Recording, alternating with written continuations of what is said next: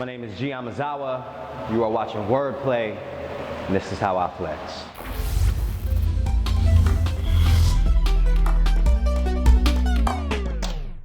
My father is a quiet man. He appreciates the silence. Whenever I speak to him in English, he always returns the foreign favor. See, for him, speaking Japanese is like a walk in the park. I imagine speaking English is like climbing a barbed wire fence.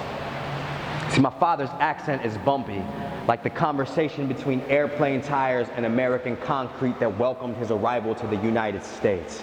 His pronunciation has trouble landing. His tongue knows turbulence. You see, my father is a chef. He'll add extra syllables to his sentences like seasoning, something that'll taste better in his mouth. If I ever complain about hunger, he'll tell me to go get the cheeseburger at McDonald's. See, my father's accent can be a jerk, because my father's accent ain't smooth like my birth certificate. It's the rough edges around my family's grave.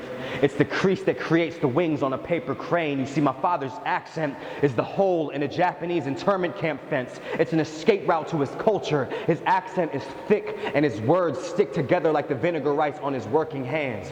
He spent more time cooking for people than working on his speech because he knew standard English wasn't gonna feed his children. The recipe is his way of talking to Americans. It's how people understand what his heart is trying to say. You see, the accent is the mark of an immigrant.